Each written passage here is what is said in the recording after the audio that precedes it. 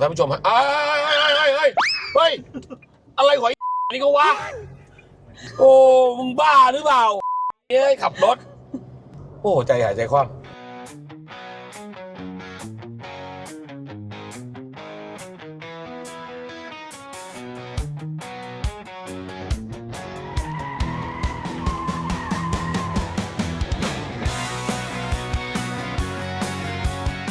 สวัสดีครับมิตรรักแฟนเพลงนักเล่นคีย์บอร์ดทุกท่านฮะวันนี้ผมก็เดินทางไปที่จังหวัดสระบุรีอีกแล้วนะฮะซึ่งจริงๆถ้าเกิดว่าติดตามคลิปในโซทัศน์ก็จะเห็นน้องตูนเพิ่งลงไปหยกๆเฮ้ยมากันอีกแล้วเหรออะไรอย่างเงี้ยนะอย่างว่าแหละคนสวยเนี่ยเราก็ต้องมาดูบ่อยๆนะอยู่ข้างๆมาแล้วน้องตูนของผมนั่นเองสวัสดีน้องตูนนะสวัสดีครับสวัสดีค่ะเป็นไงน้องตูนเดี๋ยวแนะนำตัวเองกับเพื่อนๆทางบ้านหน่อยค่ะสวัสดีค่ะตูนเรซซิ่งช็อปสระบุรีนะคะเนี่ยรู้จักกันดีอยู่แล้ว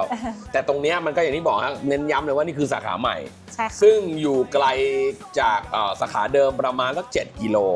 นะจากที่ผมเคยไปมาหาสู่นะซึ่งตรงนู้นปิดหรือเปล่าหรือว่ายังอยู่เปิดค่ะยังเปิดทำทั้ง2สาขาค่ะตรงนู้นหลักๆจะทำอะไรตูนตรงนู้นก็จะมีเปลี่ยนถ่ายน้ำมันเครื่องค่ะเปลี่ยนของเหลวแล้วก็พวกโชคช่วงล่างค่ะที่นี่ที่มีโชคไหมที่นี่ก็มีค่ะก็จะมีเพิ่มตรงนี้ก็จะมีพวกแม็กยางเพิ่มด้วยอ๋อมีแม็กยางเพิ่มด้วยใช่ค่ะนะครับผมและที่สำคัญครับที่เนี่ยเขามีระบบช่วงล่างเขาทำกันมานานแล้วตูนชอบสไตล์แบบลุยๆหน่อยใช่ค่ะใช่ไหมแล้วก็ไปแคมปิ้งไปเข้าป่าไปนู่นไปนี่คือถ้าเกิดว่าเราต้องการฟีลลิ่งแบบโอ้กระบะแต่นิ่มแบบรถเก๋งนะฮะก็เลยต้องมาถามตูนเห็นตูนมีตัวนี้ฮะอยากจะแนะนำเรานั่นก็คือนี่เลยค่ะก็เป็นแนะนำตัวนี้นะคะ Armada Extreme ค่ะเป็นตัวนี้เป็นโชคนะคะแก๊สกึ่งน้ำมันค่ะปกติที่เรารู้จักก็คือจะเป็นตัวน้ำมันล้วนๆถูกไหมฮะซึ่งตัวน้ำมันเนี่ยถ้าเป็นของ Amanda เนี่ยแกน20แบบนี้ก็จะเป็นตัวปรับระดับ9ใช่ซึ่งแบบเหมาะกับรถที่ต้องเอาไปบรรทุกด้วยแล้วก็ซิ่งๆหน่อยสมรรถนะแบบเพิ่มขึ้นหน่อยชอบแบบโยนโค้งแรงๆอะไรแบบเนี้ยแต่ถ้าเกิดเป็นแบบสไตล์แบบนุ่มหนึบที่ไม่ต้องบรรทุกเยอะสักตัน2 ตันพอค่ะพี่ตูนอยากจะให้พี่ใช้ตัวไหนฮะอย่างนี้เหรอตัวนี้ใช่ค่ะตัวนี้เลยค่ะตอบโจทย์นะคะมันจะให้ฟีลลิ่งแบบว่านุ่มไม่แข็งกระด้างไม่แข็งกระด้างนั่นถ้าเกิดว่าเปรียบเทียบกับเป็นโชคน้ำมันปกติค่ะพี่นะฮะคือโชคน้ำมันปกติอาจจะต้องมีกระด้างบ้างอย่างที่บอกนะฮะเพราะว่ามันไม่เหมือนกันซึ่งตัวเนี้ยเวลาเรากดให้เห็นเลยมันกดปุ๊บมันจะคืนตัวอัตโนมัติเลยแล้วถ้าเกิดว่าพี่อยากบรรทุกก็4-5 ตันได้อ๋อไม่ได้ค่ะพี่ตัวนี้ได้ประมาณ2 ตันค่ะก็ไม่เกินนี้ใช่ค่ะนะฮะเพราะว่าอย่างที่บอกแหละแรงดันของเขาที่อยู่ข้างในนะมันไม่ได้ทำมาเพื่อที่จะไปบรรทุกหนักๆซึ่งตัวเนี้ยตูนมีขายอยู่ที่ร้านมีค่ะเห็นบอกรถตัวเองก็ใส่ด้วยใช่ค่ะเดี๋ยวเราก็ต้องไปลองวิ่งดูลองด้วยและไอ้รถที่ใส่นี่ใช้รถอะไรอยู่ครับเป็นAll New V-Cross ค่ะเป็นขับ4ใช่ค่ะขับ4ใช้ได้ใช่ไหมใช้ได้ค่ะระยะมันได้กันไหมเวลาใส่เพราะว่าV-Crossมันสูงได้ค่ะตัวนี้ก็จะมีระยะตรงรุ่นนะคะไม่ว่าจะเป็นรถสแตนดาร์ดหรือว่ายกยกได้ถึงกี่นิ้วไม่รู้ยกก็จะมีตัวยกถึง2 นิ้วค่ะอ๋อ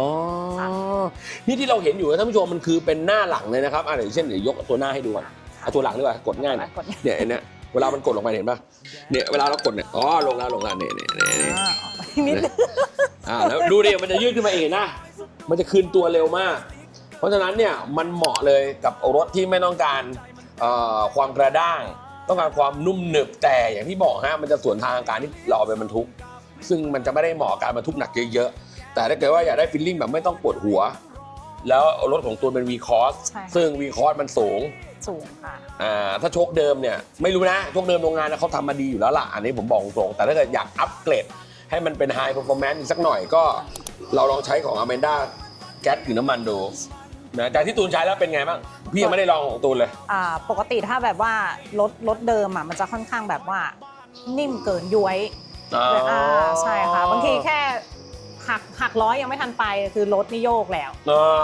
แต่ว่าพอเราลองใส่ตัวนี้เข้าไปเนี่ยมันมีความแบบเหมือนกระชับขึ้นแล้วก็เวลาเราขับบนท้องถนนเนี่ยก็ช่วยเซฟแบบว่าความปลอดภัยได้เยอะ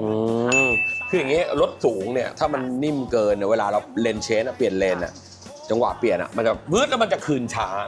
แต่ถ้าเกิดว่าต้องการฟีลลิ่งอย่างที่บอกรถไม่ได้ทำอะไรเดิมเหมาะแล้วครับกับตัวนี้ฮะ Amanda นะฮะแกน20ที่เป็นแก๊สกึ่งน้ำมันตัวนี้เอาอย่างนี้ดีกว่าเดี๋ยวพูดไปก็จะ 2ไพเบี้ย เดี๋ยวให้น้องตูนพาไปลองแต่ก่อนอื่นต้องถามก่อนว่าตอนนี้เนี่ยโชคตัวเนี้ยแก๊สถึงน้ำมันของอแมนด้าตัวเนี้ยมันมีราคายังไงบ้างแล้วมีโปรไหมตอนนี้นะคะก็ถ้าลูกค้านะคะที่เหมือนว่าแจ้งนะคะว่ามาจากช่องพี่เอกโซทักนะจาก 8,400 บาทนะเราลดเหลือ 7,390 บาทพร้อมติดตั้งเดี๋ยวนะฟรีค่าติดตั้งให้ด้วย 8,400 นี่คือคู่ละหรือทั้งหมดครับรอบคันเลยค่ะอ๋อก็คือหน้าหลังใช่ค่ะโอ้โห 8,400 ก็คือลดไปทันทีเกือบ 1,000 บาทถึงสิ้นเดือนสิงหาค่ะแต่เดี๋ยวผมจะลองให้ดูก่อนว่าฟีลลิ่งมันเป็นยังไงนะครับผมนะครับฝากด้วยกับร้านน้องถ้าเกิดติดต่อได้ยังไงฮะที่ร้าน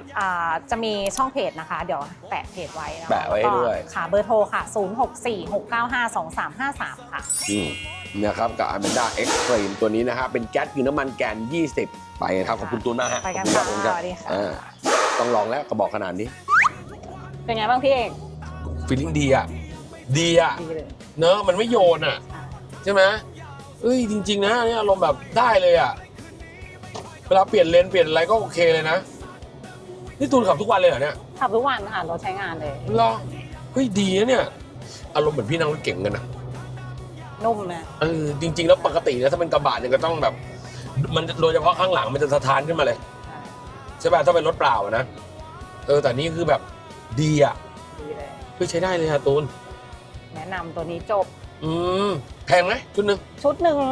ก็อยู่8,400พี่แล้วก็ตอนนี้มีราคาโปรโมชั่นโปรก็คือถ้าเกิดว่าดูจากพี่มาเหลือเท่าไหร่7,390 ฟรีค่าติดตั้งให้เลยเหรอดีอ่ะในยูเทิร์นนี่ยูลองกลับรถได้ปะอันนี้เราไปทางไปซ้ายก็ได้แล้วก็กลับรถดูที่จังหวะเปลี่ยนเลนจังหวะขับกลับรถอะไรอย่างเงี้ยแบบเบรกระยะเบรกอะไรอย่างเงี้ยเอาจริงมันช่วยนะเวลาโชคดีๆมันซับนะพูดถึงอ่ะจังหวะเปลี่ยนเลนเป็นไงบ้างพี่ว่ามันเข้าดีเลยอ่ะมันจิกดีอ่ะมันจิกดีอ่ะคมแบบเฉียบนะใช้ได้กับราคานี้นะ 7,390 บาทติดต่อได้ที่ร้านตูนโดยตรงก็ฝากด้วยครับกับร้านตูนเลสซิ่งช็อปนะฮะติดต่อได้ก็คือที่เบอร์โทรขออีกทีเนาะ064ค่ะ6952353ค่ะสุดสายตาสัดให้สุดคันเร่งคืนนี้ไม่ถอยกับบ้านระวัง